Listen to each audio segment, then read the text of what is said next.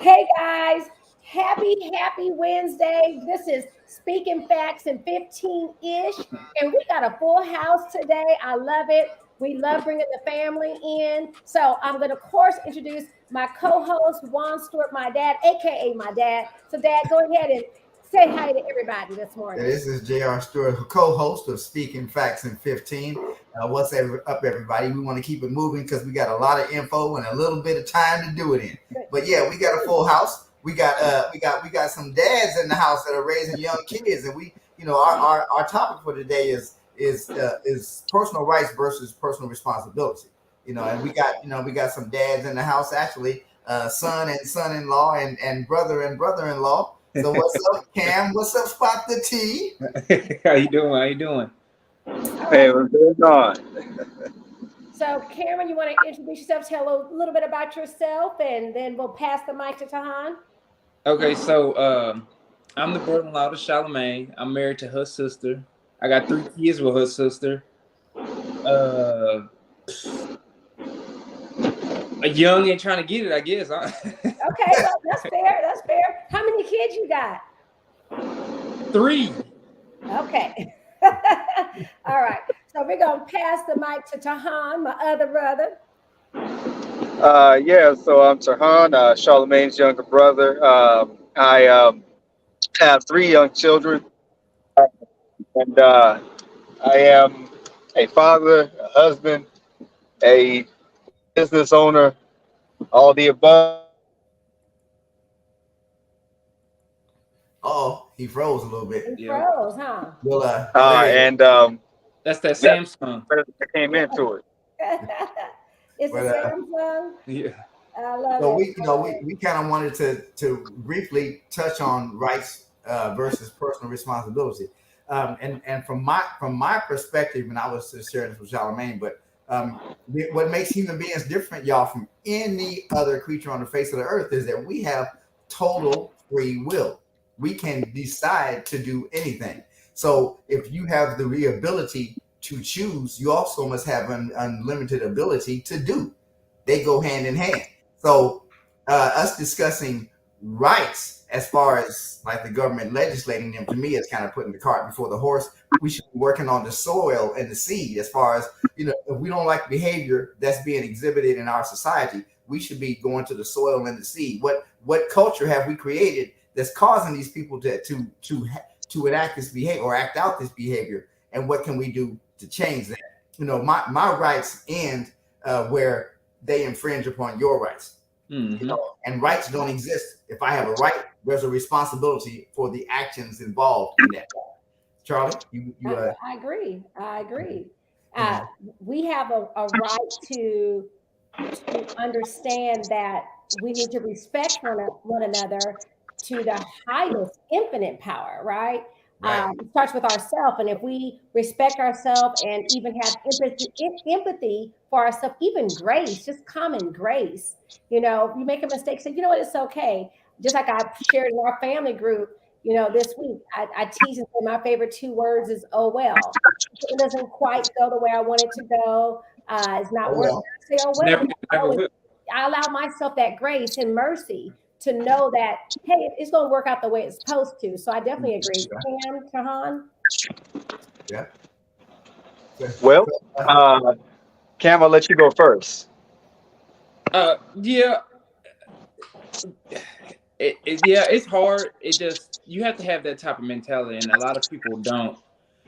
Um, it takes a special person to understand things aren't going to go your way all the time. Not everybody does that mentality, especially if maybe they've been given a lot of things and they've never been through certain things. It's kind of hard because I have the same type of thought process. It's like I don't know. A lot of times I'd be like, okay, well, if this doesn't go my way, right, how do I perceive it? It's really going to be ultimately whether I take it positive or I take it negative, because anybody can take a negative and go down that road and be like, hey, this, and that. I try to take a positive out of every outcome. Obviously, there's some screwed up outcomes, but I try to take everything on a positive aspect.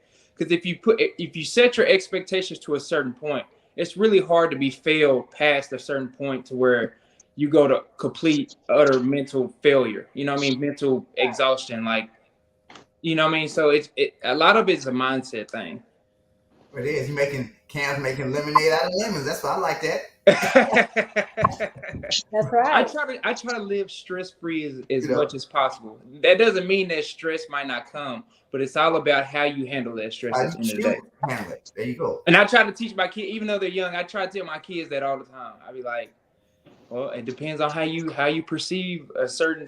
You can always try to make an outcome better, but it's all about your mindset at the end of the day. That's right. We want to get to them kids and how you see the challenge of raising them today in a second. T, where are you as far as how you deal with potential disappointment or potential when things don't really work out the way you want to? So I would say that disappointment is a frame of mind. It's pretty much a lot of the same theology or psychology behind that. But if you go into something, you plan something out, or you have an experience and it doesn't go the way you had planned it, or something happens that throws you kind of comes as a roadblock. If you keep yourself centered with knowing that everything that comes at you is a challenge that you have an opportunity to overcome, then you look at it like, I get to. But if you see that roadblock or that hill or that challenge as something that you have to, then you start to feel that disappointment because you're not approaching it with the right mindset of, well, this happened, even though I planned this happened. So now I have an opportunity to see how I can plan better. Now I have an opportunity to see how I can move to make this right. Now I have an opportunity to see how I can become stronger, smarter, wiser, more prepared in the future. So it's creating that. You're really creating that level of accountability where you're holding yourself to a standard that God would be pleased with, not looking at things that come your way as if, woe was me, or why me? Because if you wake up and you pray, or you wake up and you say, I'm going to accomplish this, or please God help me or allow me to accomplish these things, it's not going to be a smooth road. You're going to get challenged. You're going to get tested. And those challenges, those tests are there to show that you actually believe in the faith that you put forward. And when you lead that way, then your children see that, and they start to engage their challenges that way. It's different from a kid. When you see your kid, they fall down and they start jump up. They look at you and they just bawl out crying. It's like, oh my God, I'm hurt. And then you go to them, you talk to them, you say, hey, well, are you bleeding? Are you broken? Are you okay? Well, if it's bleeding, we can cover it up and we can make it better. But you're okay. And that calm reassurance that they're okay. The next time you see them fall and they jump up and look at you like, I'm okay. You've taught them that small lesson of look at what it did. It made you stronger instead of looking at it like, oh my gosh, I'm a victim. Because that's the worst thing you can teach your kids, is that they have the ability to be a victim. They're never a victim. They're a victor because they get to instead of they have to. I heard two things. Go ahead, Charlie. I was just going to say that's fair. I mean, at some point in time, we all cannot be victims, and I think right now that's where the society is at, where who's to blame, who's the victim versus, hey, I rose above the situation. I allowed myself grace and mercy, and I'm going to allow grace and mercy to that next human being, and that again, kind of goes back to our topic, rights versus, your responsibility. We all have a right to many things, but what is our personal responsibility to ourselves and to one another to make sure that we can coexist cohesively, even though we all have different views and opinions. But at the end of the day, I think one thing that everybody can agree on is that they want to live and that they want their kids to be able to live, and at some point in time create a environment that is habitable, and then not be worried about being taken out at any moment because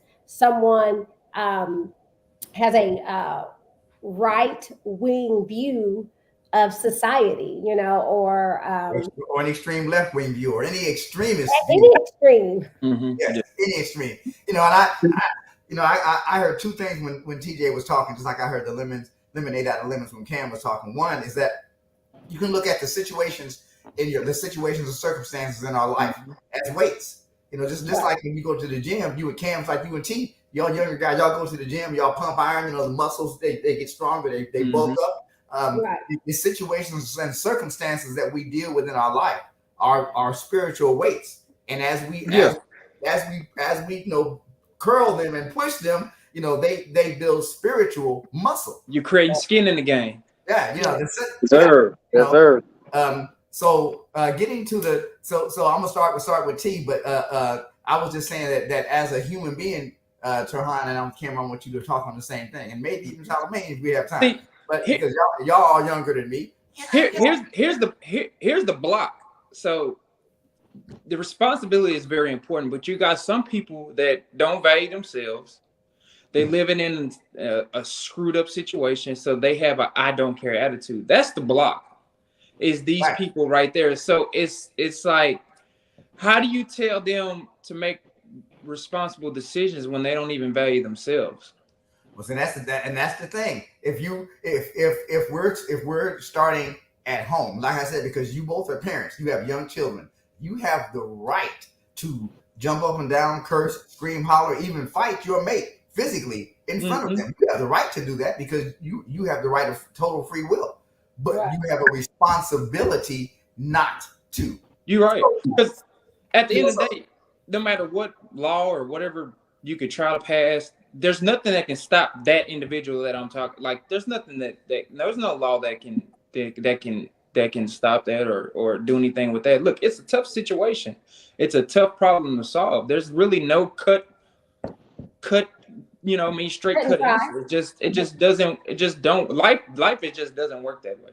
So T, really quick. So how are you teaching your young children, because the home is the soil, and the things we teach our kids are the seeds that go into that soil. So how are you teaching your young children that responsibility comes with their right to do things, that they have a responsibility along with them rights? How are you teaching your kids that?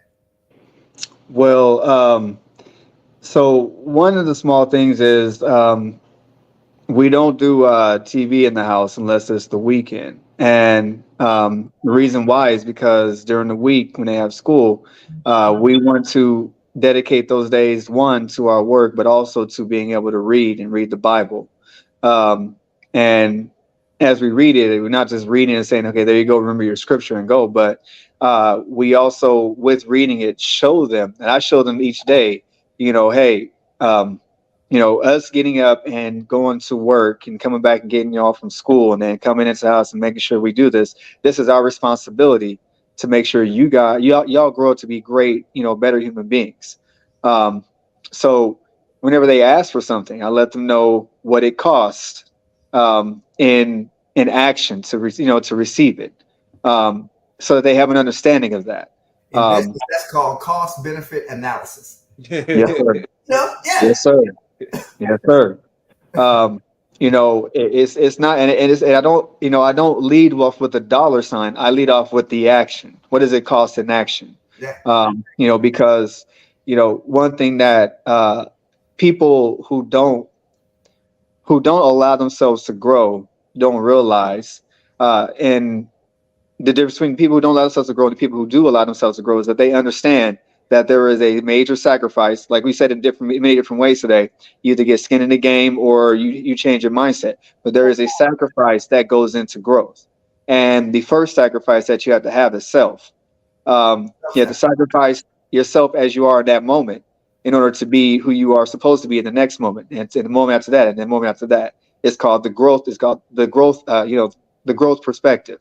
And we teach our kids that as well. If they don't listen to something that we tell them to do, and then they turn around and say, well, can I have some candy or can I have this? Well, no, you can't have that. Why? Because you didn't exercise that you showed the responsibility enough for you to have that amenity right now. There's a cost effect to that. Listening to what we ask you to do when it's time for you to do something is required in order to have amenities. And I like that when it's time, because you can't just get around to doing things that are important. Hey Cam, so what are you doing to teach your children that they have responsibility along with their rights? I hold them accountable for every small thing. Like, this is gonna sound petty, right? But I told my son, I said, you can't have a soda. He went in there and tried to sneak like I didn't see him having a soda. And I said, well, just because you try to do that, now you're not going to get any soda for the rest of the week. Cam, because you were you never made you it. were You you made were it. never that age before. You were never that age before. You decided to try to be sneaky. Now I'm just gonna take it. That's the consequences of you trying to sneak in there and get the soda.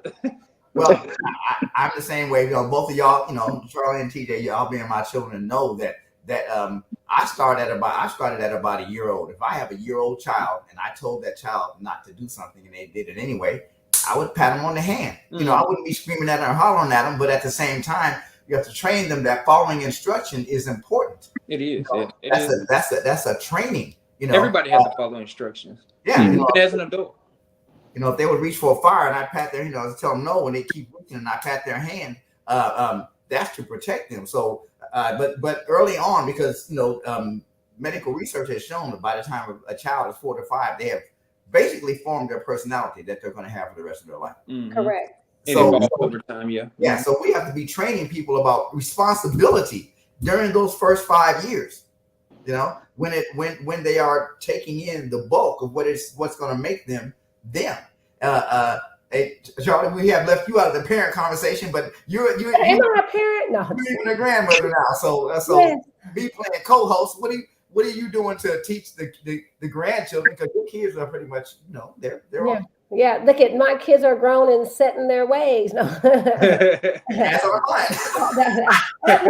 I'm still learning, no, but just to piggyback what is said, I mean, at the end of the day, making sure that they recognize, and especially they're still young, 2 and 1, we're still molding.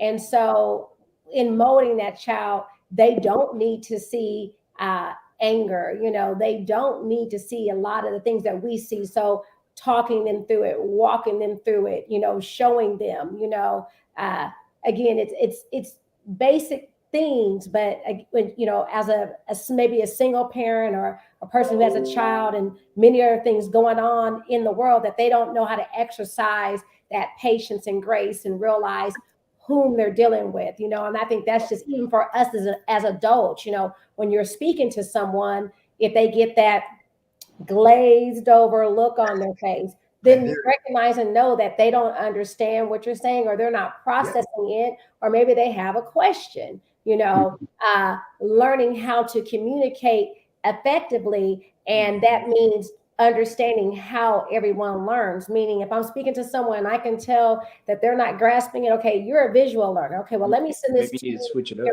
writing, or the person who you send it to in writing, and they're like, I don't know what I'm looking at. Okay, well, let me explain this to you. Let me break it down.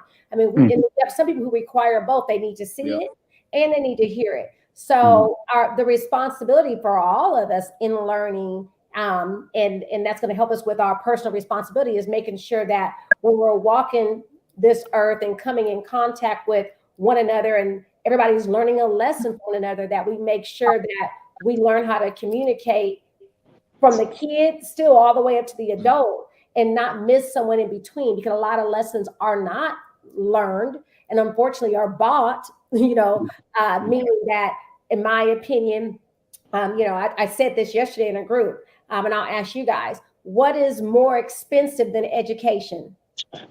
And the answer is ignorance. It's going to cost you a lot more if you don't know. It's going to cost you a lot more if you don't take the time to learn. And so we've got to make sure that our lessons are not necessarily bought, but taught, because it's much easier on humanity, and because you only complete ignorance so long. At some point in time, you do learn. But if we can make sure that we're teaching one another, that it's better. On a side note, as I've gotten older, I've learned to control my emotions on a lot of situations. And I think that translates to, like I tell my kids, hey, learn to control your emotions. Don't let it control you, because you can end up in a bad situation real quick. And I think that is very important. You have a prison system filled with people that have not learned how to control their emotions. Not learn how to make choices. And that's I think that is really important, because I've made some bad decisions emotionally based. And now I try to, hey, did I do that situation right? Did I respond to that right? Could I respond to that better? Trying to improve every day. Reflection is a part of growth. We always should be looking back and saying, okay, these are the things I did today. Could I have done them better? These are the things I said today. Could I have said them in a way that they would have been more, they would have been accepted better? And I I'm still learning that, you know, and I'm about to be 66 and I'm still learning. Anyway, that's a process. It Yeah. is it's a process, you know. I've had to learn how to, you know, I have two brilliant children sitting in this block of four and a son-in-law. You know, I have to learn how to communicate with each one of you because you're different. We each have different personalities. Yep. Yeah. That's right. But the thing of it is that we have to communicate with love as the goal, you know, and again is that everybody talks about coming to a compromise. Compromise is not important. Coming to an understanding is important. Because we might not all ever be on the same page. Compromise is an inalienable process, end result, I will say, of understanding. So we need to be reaching an understanding. We need to be teaching our children to reach understanding. That's right. I see the clock ticking. I'm gonna turn it back over to our lovely host. If I can, real quick before we end, I would like to say everything that we touched on. I kind of wanted to throw in there everything we've touched on today is achievable through each different ways that we probably brought it forward. But being slow to talk and quick to listen gives us a level of emotional maturity that will allow us to carry forth not just the barking of wisdom or barking of knowledge, not just the barking of knowledge, but just to enact the wisdom that comes from it to our children, to the people we interact with, because they're watching us when we're acting with other people as well. And that is a lesson. That is one of the greatest lessons that we can teach our kids is be slow to talk and be quick to listen. Because you'll learn more. Yeah.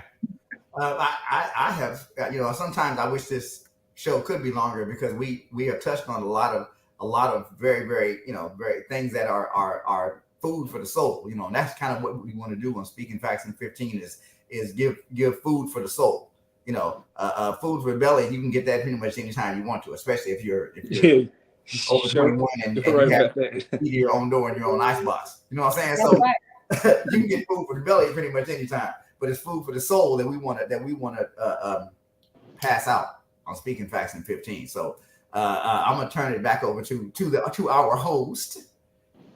Yes. So in closing, and I've been getting people messaging, not on here, but on my phone, which is good. I think a lot of people definitely. This is a great conversation as usual, and it's always one that takes longer than 15, and we definitely ran over today. But you know what we want to walk away with is, in short, what we've talked about in, you know, rights versus responsibility. And it's so many levels. We've talked the last 2 weeks about gun violence, and that's how this topic came out of that, is that we want to address, you know, and have responsibility of ourselves, and hopefully that will affect the masses. And so how are we working to make sure that we all know our rights, but what is our personal responsibility to make sure that we are living in togetherness, even with different opinions. So today's conversation, having understanding, allowing one another grace and mercy, you know, teaching our kids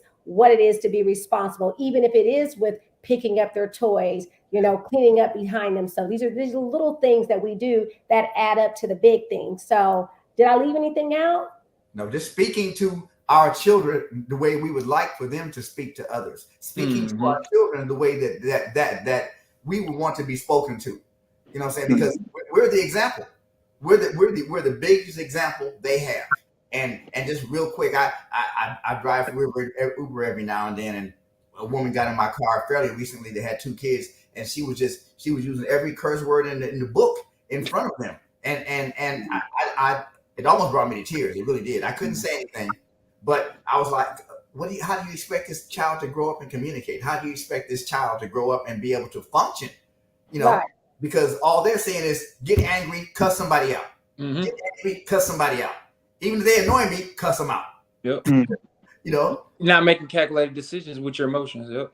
Yeah. So let's let you know, like John Lennon said, all you need is love. We just need to be practicing love, because if we practice, that's right. Love, begin the day with love, end the day with love, and everything in between is golden. That's so right. With that being said, we've been on for what's our show title? Speaking Facts in 15 ish. Yeah. So We have issues today. yes. So I think next week, we when we come back, we'll be talking about this and education. And, you guys, this show came to out of love, meaning that this is a family affair. We wanted to bring you guys into our family on a personal note. And hopefully the things that we share with you, again, we're not pushing ourselves on you, but hopefully the things that you get from this show, maybe you can apply it. If it makes sense, work with it, and if it works like iron to you, then hey, add it to your arsenal. So with that being said, we love y'all for tuning in week after week. And I'm trying to find us a good takeout song. Dad, any suggestions? Just well,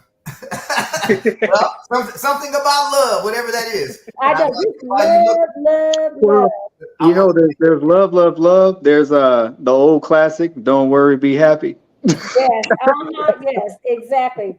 And speaking, that's another. We talked about, music and talking about just some different things and how music has changed and how it's hard to find that good music that is going to fulfill your soul, and give you answers to life, through the music, create that warm, soothing sound you need. There's different songs for everything, but I think I found something for us. Devotion. Yeah. All we need is devotion. Devotion to our belief system, devotion to our values, and devotion to each other. That's right. That's right. Well, y'all be blessed. Again, thank y'all for tuning in. And until next Wednesday, we hope to hear from you with Speaking Facts in 15-ish. Bye.